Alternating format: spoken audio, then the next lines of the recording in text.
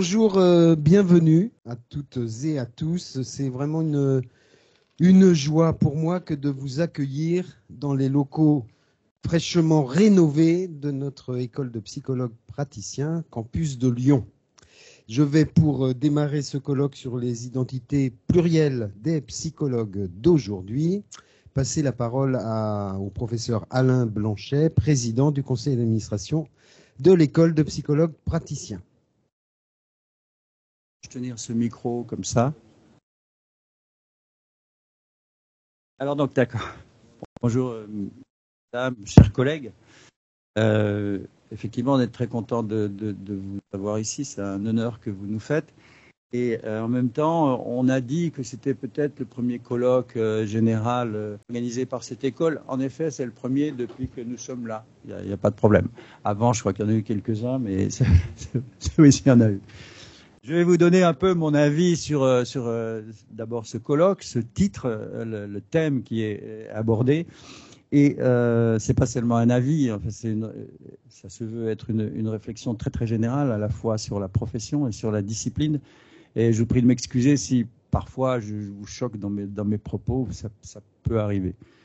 Alors donc, le titre de ce colloque, un rien provocateur, se présente comme un oxymore.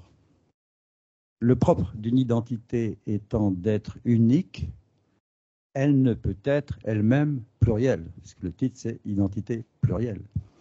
Par contre, l'identité peut être un tout avec des parties, auquel cas il serait plus conforme d'écrire l'identité composite, éclectique, voire hétéroclite de la profession de psychologue. Comme peut l'être une ville avec ses quartiers. Formellement, la profession de psychologue ne peut avoir qu'une seule identité, comme le diplôme qui en fait foi. La question qui est sous-tendue dans ce titre porte donc davantage sur la discipline qui serait en danger de décomposition que sur la profession. La pratique supporte sans trop de problèmes une polyvalence, à condition que cette diversification ne l'isole pas en une spécialité technique.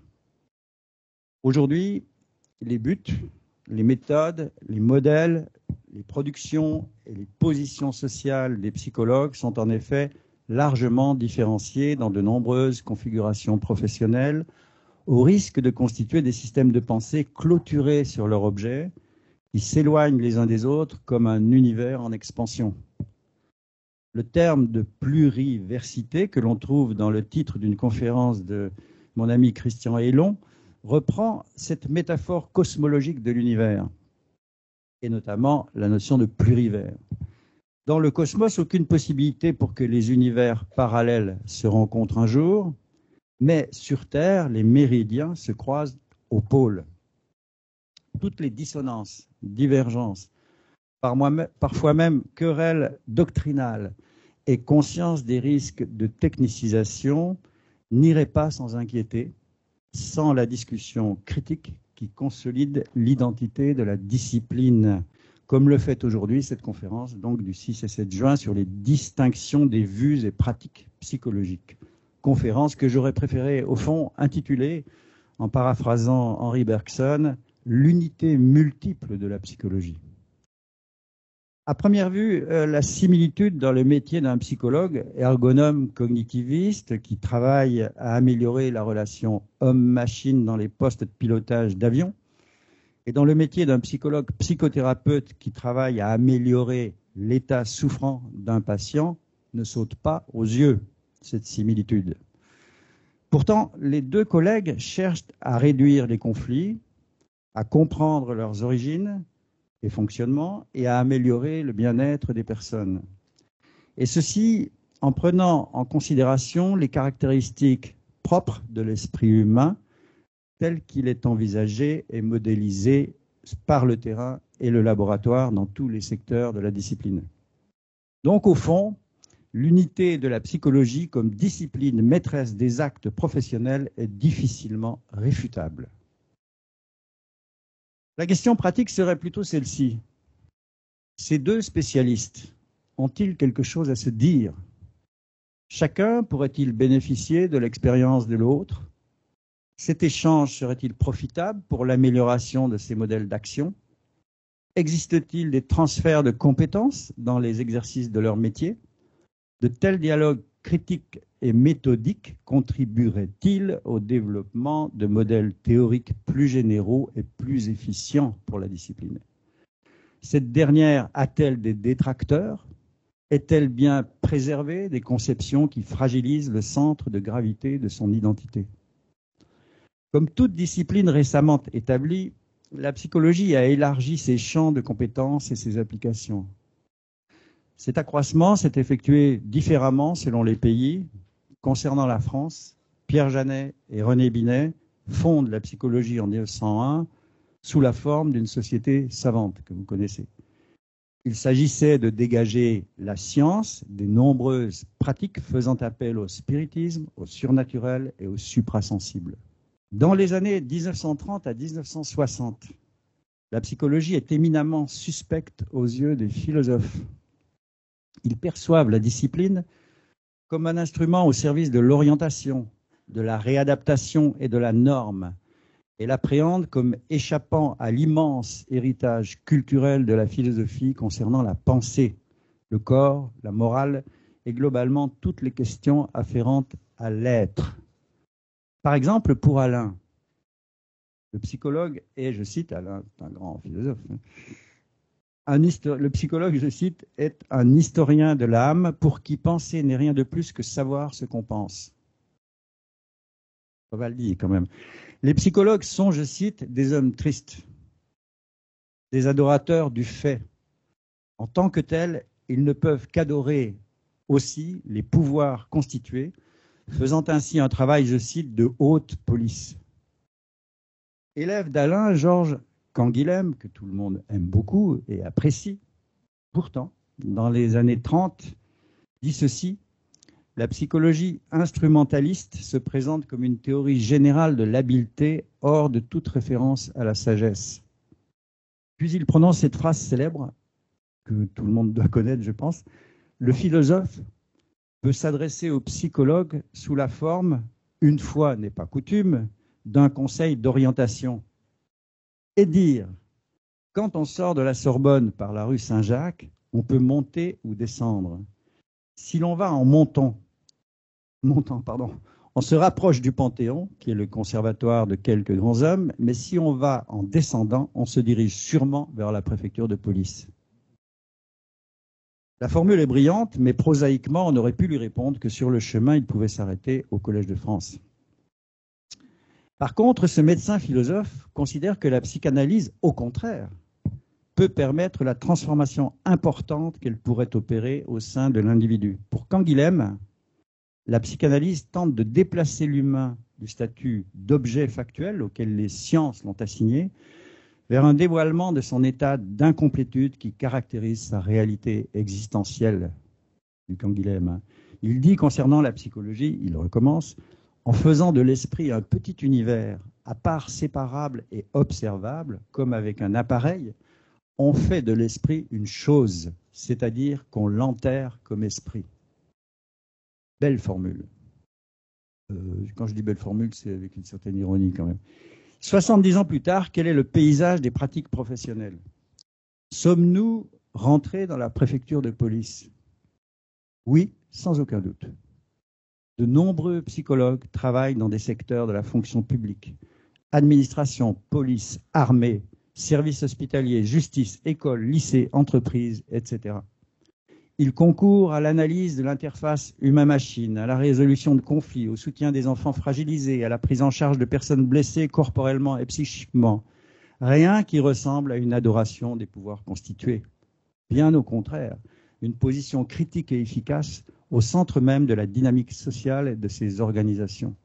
Bref, c'est plutôt la préfecture de police qui a eu besoin de la psychologie pour prendre en charge le stress de la profession et humaniser les pratiques policières et judiciaires. Mais qu'en est-il de la discipline et de son unité? Le premier risque de partition dans la constitution du corps conceptuel de cette science humaine est la conséquence d'un embranchement universitaire et professionnel qui distingue deux types de pratiques. Celle qui a pour but premier l'action réaliste, l'intervention, l'enquête, le soin, et celle qui a pour but premier l'action, pour employer ce mot un peu suranné, théorétique, l'expérimentation, la critique et la construction des connaissances. Deux types de vocations que l'on nomme à tort les praticiens et les chercheurs, comme on l'a fait pendant longtemps et comme on le fait encore dans certaines sociétés de psychologues, parce que l'expérience de la confrontation directe à la réalité est productive d'élaboration conceptuelle et la confrontation directe à la théorie rencontre l'obstacle d'une réalité qui résiste à la modélisation. Concrètement, les praticiens et les chercheurs ne se rencontrent pas sur leur terrain respectif ou insuffisamment. Les psychologues regardent avec admiration et envie les entretiens de Bichat qui réunissent praticiens et chercheurs médecine sans oser transformer l'essai dans une conférence unitaire pour eux-mêmes. Ça fait à peu près 50 ans qu'on regrette ça. Et ce sera peut-être prochain colloque où nous nous retrouverons pour précisément constituer ça, mais j'y crois pas. 50 ans, c'est quand même une preuve que c'est difficile. Le second risque pour la discipline concerne l'instrumentalisation technique de son domaine, le plus productif et le plus socialement valorisé. Je pense que vous voyez de quel domaine je parle. De nombreux psychologues travaillent en institution ou en libéral dans des dispositifs de soins par la parole, domaine identifié comme tel par le terme psychologie clinique. Il s'agit d'un secteur le plus sensible de la discipline, tant il est aujourd'hui morcelé, fragmenté, imité et plagié par des officines ne s'autorisant que d'elles-mêmes. Ce secteur multiforme et sans frontières se trouve conséquemment en apnée praxéologique. Or, il s'agit du quartier de la ville, si on reprend la métaphore de la ville et de ses quartiers, il s'agit du quartier qui attire la majorité de nos étudiantes et étudiants et qui réunit le groupe professionnel le plus important en nombre de notre profession. La psychologie clinique a une fonction sociale et sanitaire inestimable. Pourtant, elle catalogue de nombreuses pratiques et modèles explicatifs sans relation claire entre eux. Comme souligne Jacques Chemouni, un collègue que vous connaissez peut-être les uns les autres, psychologue et psychanalyste, elle s'est construite sur un sable théorique qui laisse perplexe. Il dit « La psychologie clinique se trouve ainsi affublée d'une trentaine de définitions différentes, parfois contradictoires entre elles. » En fait, l'identité polyvalente d'une profession renvoie nécessairement à l'appareil théorique et rationnel qui en fonde l'existence. De ce point de vue, l'affaire est loin d'être réglée, tant certains secteurs essentiels de la discipline, en particulier les secteurs qu'on appelait auparavant la psychologie médicale, et aujourd'hui, par assimilation équivoque, psychologie clinique, c'est compliqué à comprendre, psychologie clinique. Clinique, ça vient du terme lit, vous savez, cliner.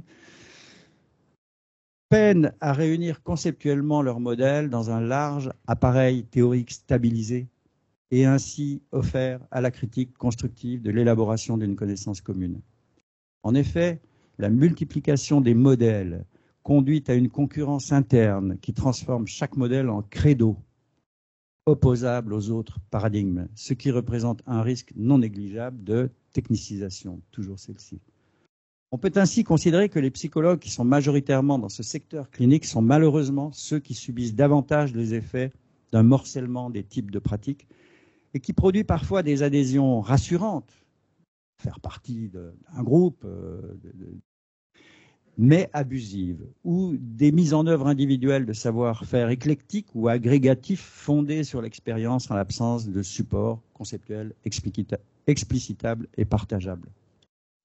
Mais ce domaine d'un intérêt majeur en termes de santé publique et de soins, et j'ajouterais même en termes d'intérêt scientifique, tellement la psychologie clinique est riche de potentialités, eh bien, il connaît des évolutions pratiques maintenant et théoriques, c'est un peu ce que je vais dire, qui sont de très bon augure. En particulier dans les universités comme celle de Lorraine, alors tout le monde se doute que je vais citer Cyril Tarquinio, qui a fondé le centre de consultation et de recherche universitaire nommé Centre Pierre Janet. On retrouve quelques grands auteurs, quand même, français, un peu laissés de côté, et, à mon avis à tort. Plus modestement, en termes de surface dédiée à cette activité cruciale, croisant pratique et réflexion, l'école de psychologues praticiens, il faut bien qu'on en parle un peu, a inauguré et mis en marche le centre de consultation Daniel Villecher à Paris. Quelques autres exemples existent en France, mais le pays affiche un retard considérable dans l'instauration d'un clinica pour psychologues, dont un prolongement des études maintes fois évoquées reste la principale solution pour valoriser la profession. Nous avons ici devant nous notre collègue Conrad Lecomte qui, il y a encore, je sais pas, 30 ans, 35 ans, fait visiter cette surface de l'Université de Montréal qui est consacrée à une sorte de clinica pour les psychologues, c'est absolument magnifique et qui reste encore là. Et nous n'en avons peut-être que 2 ou 3 centres comme ça en France, c'est quand même incroyable. Pour revenir à la psychologie en général, force est de constater que cette dernière a souffert en France d'un impensé parce qu'impensable, comme une hypothèse, puis comme un postulat, l'inconscient freudien. L'invention remarquable, concept d'une grande efficience pragmatique, fut nommée ensuite, après Freud, du nom flatteur de découverte par ses panégyristes. Découverte.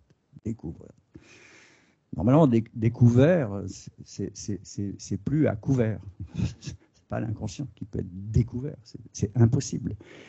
Et à cet égard, le travail d'Annie Cohaillon, je crois qu'il ne sera pas présent, parce qu'elle est empêchée, qui s'appelle « L'impossible rencontre psychologie et psychanalyse en France », retrace l'histoire de ces dérives idéologiques et doctrinales et cette contradiction, en fait, qui s'est toujours manifestée entre ces deux parties de la psychologie, pourtant. Cette objectivation d'une instance infrasensible, je parle de l'inconscient, est-elle acceptable pour une science qui a pour objet la pensée et les conduites humaines? Il semble bien que non.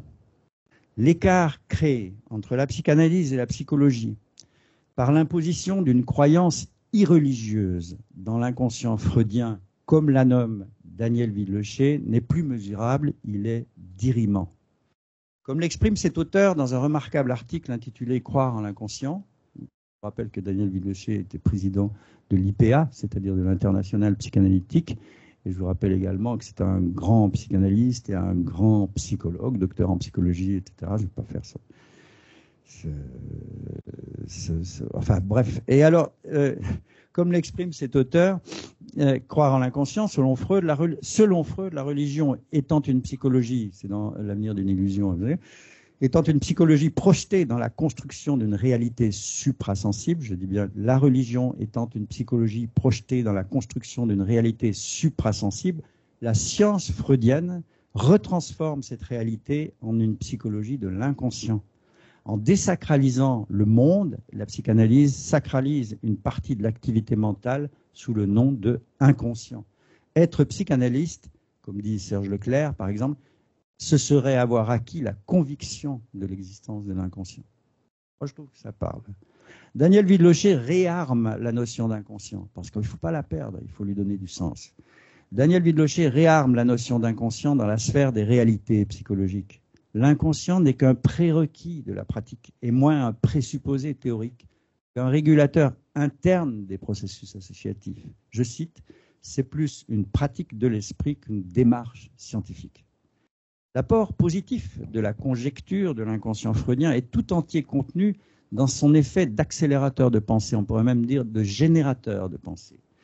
Mais cette instance fictive devient croyance vraie par sa fonctionnalité causale alléguée, on dit c'est la cause de, dans le seul dispositif psychanalytique qui en valide d'ailleurs tautologiquement l'existence. Impossible de faire une psychanalyse, je crois que j'ai fait à peu près 8 ans de psychanalyse, sans croire en l'inconscient. C'est impossible. Le fait de pratiquer la psychanalyse vous met obligatoirement dans un mode de croyance à ce qui vous a aidé, vous a servi, auquel vous avez cru. Cet objet abstrait est donc incompatible avec les présupposés de la psychologie comme discipline générale, mais également avec les disciplines adjacentes comme la sociologie et la neurophysiologie ou neuropsychologie. Je préfère neurophysiologie. Le développement de la neuropsychologie clinique en France, sous l'impulsion de Lionel Nakache et Stanislas Dehaene, a donné d'importants résultats sur cette question de l'inconscient freudien. Et je cite, « Le cœur de la psychanalyse freudienne de l'inconscient, c'est-à-dire le concept de refoulement et certaines propriétés des représentations mentales inconscientes postulées par Freud, sont en absolue contradiction avec ce que nous connaissons aujourd'hui du fonctionnement mental et de sa physiologie. Toujours selon ces chercheurs, Freud a doté l'inconscient des attributs qui sont le propre de la conscience. L'inconscient freudien ne serait que, ouvrez les guillemets, la conscience du sujet qui interprète sa propre vie mentale inconsciente à la lumière de ses croyances conscientes. Hors les murs, comme Saint Paul hors les murs, près de Rome, les conceptions pragmatistes anglo-saxonnes ont remis l'Église au milieu du village. Le terme de potentiel utilisé par Winnicott ou celui de préconception par Bion évoque chacun à sa manière quelque chose qui est en attente, puissance, dira Aristote, quelque chose de potentiel qui n'est pas actualisé. Winnicott parle d'action, d'interaction et de création dans l'espace psychothérapeutique. C'est en étant créatif, dit-il, que la personne découvre le soi. Leur influence a été très importante en France. Je parle des psychanalystes anglais. C'est un des facteurs qui joue un rôle primordial dans le développement souhaité de la psychologie psychanalytique. Maintenant, j'appelle ça comme ça. Joyce McDougall a contribué à sortir la psychanalyse du piège métaphysique et un peu plus tard de l'argument linguistique. Vous voyez de qui je parle. Elle met l'accent sur l'aspect dialogique du jeu. Patient et thérapeute jouent sur la même scène à la reconstruction du monde interne et de ces pièces psychiques condensées et délaissées par la conscience du patient. De même, René Roussillon, notre collègue lyonnais, rejoint cette perspective descriptive, psychanalyse bien sûr, et éclairante lorsqu'il énonce « C'est la représentation et la reconstruction de ce qui a rendu absolu le désespoir qui permettent que celui-ci ne devienne que relatif, relatif à un temps, relatif à un objet, relatif à un caractère de l'objet en un temps donné, relatif à un fragment de l'expérience subjective historique. » Le dialogue entre la psychanalyse et la psychologie était très différent dans les autres pays occidentaux. Ils ont développé des praxéologies beaucoup plus ajustées à la pratique et ils ont engagé des travaux de recherche d'emblée unitaires, par exemple sur le changement émotionnel observé comme principe universel indépendant des types d'interventions thérapeutiques présentés ici par Ulrich Kramer, ou encore l'évaluation des facteurs communs entre les dispositifs psychothérapeutiques, humanistes, comportementaux, existentiels, et sur la conception et la pratique de la supervision, et bien d'autres encore auxquels a contribué notre collègue ici présent, Conrad Lecomte. Bref, la voie est libre pour attacher ensemble toutes les pièces du puzzle de la psychologie et travailler les uns avec les autres à sa réélaboration unifiée. Je vous remercie beaucoup.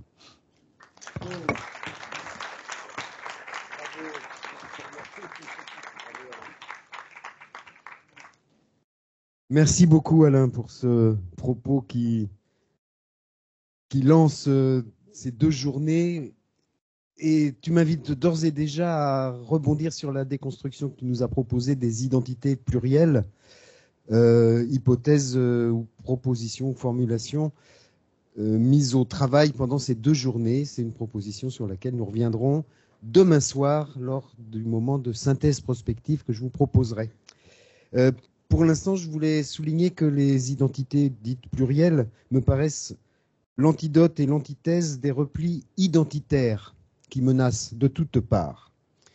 Ces replis identitaires ressurgissent en effet en notre postmodernité inquiète et violente après que la modernité a cru en atténuer les crimes prosélytes et les couteaux tranchants grâce à ses principes de raison, de tolérance, de démocratie, de justice et de science. Voici en effet l'âge des bagarres revenues. Bagarres brutales, sanglantes et sans merci à propos des genres, des nations, des religions, des langues, des cultures, des territoires et des moindres interactions sur les réseaux sociaux. De Gaza à l'Ukraine, des élections européennes de dimanche prochain auxquelles je vous invite de grâce à voter, aux errances migratoires que génèrent les injustices géopolitiques et les catastrophes écologiques, ce ne sont partout que combats identitaires meurtriers. D'un côté, les tenants du retour à la chimère d'une pureté fondamentale. De l'autre, les inventeurs de nouveaux régimes hybrides ou métissés. Aux identités figées d'hier, ces aventuriers préfèrent les identisations fluctuantes de demain, fluidité des genres et des générations, porosité des langues et des frontières, circulation des savoirs par-delà les disciplines établies, réarticulation du rationnel avec le spirituel via l'existentiel, éclatement des modèles antérieurs du travail, du couple, du désir et de la famille, intégration des technologies virtuelles, etc. Voilà déjà plus d'un quart de siècle que Bernard Lahire publia en 1998 L'homme pluriel. Il fut suivi en 1999 par le Plural Self de John Rowan et Mick Cooper, sous-titré Multiplicity in Everyday Life, puis en 2007 par Marcial Bauer, One Person, Multiple Careers. Autant de vues croisées sur nos pluralités identitaires. D'ailleurs, les modélisations de l'identité foisonnent, elles aussi. Stratégie identitaire transculturelle chez Carmel Camilleri, cycle de l'identité au fil de l'âge, scandé par des crises maturationnelles chez Eric Erikson, identité héritée, identité visée chez Claude Dubar, identité statutaire, identité personnelle dans le jeu du double jeu de François de Singly, formes identitaires subjectives qui rejoignent ton image du quartier, de la ville, etc. chez Jean Guichard, facteurs d'identisation chez Pierre Tappe, et j'en passe, et des meilleurs. Cependant, la théorie de l'identité la plus puissante me semble être celle que Paul Ricoeur propose avec son paradoxal Soi-même comme un autre en 90. Elle est la plus puissante parce qu'elle est aussi paradoxale que l'identité elle-même. Aujourd'hui prolongée par Claude Romano, cette théorie veut qu'ipséité et altérité se répondent, s'inversent et se tordent mutuellement en une sorte de bande de Moebius, sans plus de début que de fin, dont l'envers et l'endroit constituent une seule et même surface.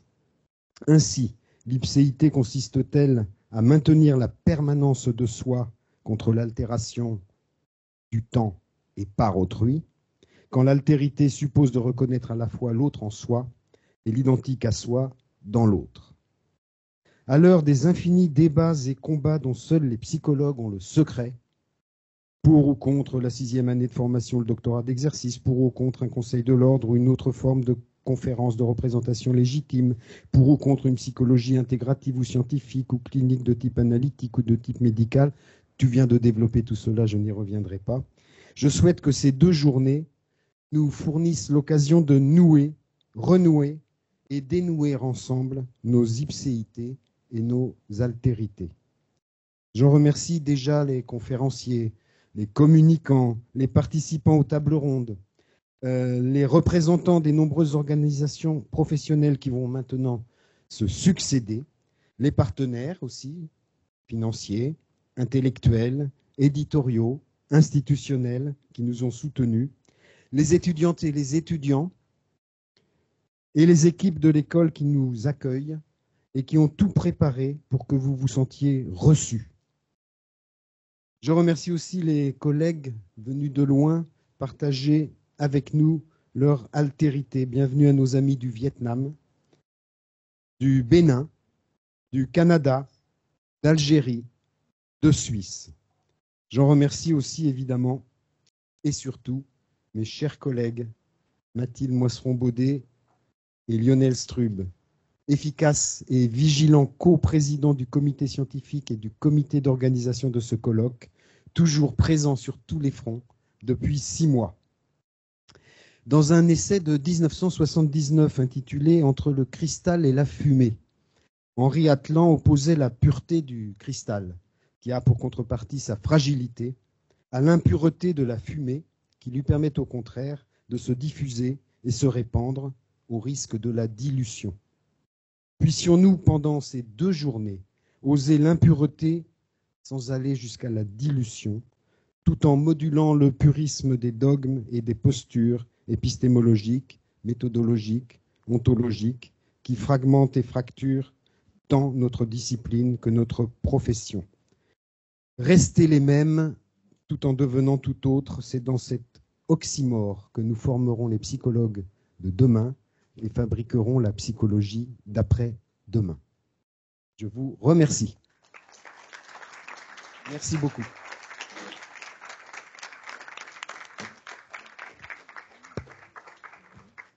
Juste avant de commencer la table ronde, on souhaitait donc avec Lionel simplement donc vous remercier, vous souhaiter la bienvenue. Notre mission, ça a été un plaisir partagé de vous accueillir aujourd'hui, mais aussi de vous mettre en confort pour faire en sorte que votre corps soit libre de pouvoir penser pleinement tous les objets qui vont être mis en discussion durant ces 2 belles journées. Donc merci à vous d'être présents, merci à tous. Oui, je remercie effectivement votre présence. Je remercie quand même Mathilde. J'en profite effectivement qui m'a accompagné en tout cas sur ce travail qui a été, comment on pourrait dire, Facile. Ouais, difficile quand même. Voilà, et puis surtout on voulait prendre quelques temps pour remercier à la fois le comité scientifique qui était composé d'Alain Blanchet. Donc merci beaucoup. Merci d'avoir été présent à nos côtés. Anne Plantade. Merci Anne. Christian Hélon, bien sûr, merci. Bien sûr. Charles Martin Kroum, vous pouviez vous lever. Merci Charles, qui est professeur donc, du laboratoire VCR au sein de l'EPP. Merci à toi. Merci. Voilà. Élodie Barra, est-elle déjà arrivée? Ah, oui, merci Élodie. Élodie. Bravo. Merci. Slimane Gelali, est-il déjà là? Non, pas encore. Ok. Vincent Charazac, est-ce qu'il est présent avec nous? Non, Vincent Charazac, non, pas encore. Tristan Le Chevanton. Merci Tristan. Thierry Tarquinho, qui n'est pas encore arrivé. Benoît Schneider, bien sûr. Benoît. Hop. Il est où? Il est déjà. C'est ça. Merci Benoît. Et puis Yves de Rotten. Qui est là. Merci voilà. Yves. Merci infiniment. Merci pour ce travail collaboratif, tous ensemble.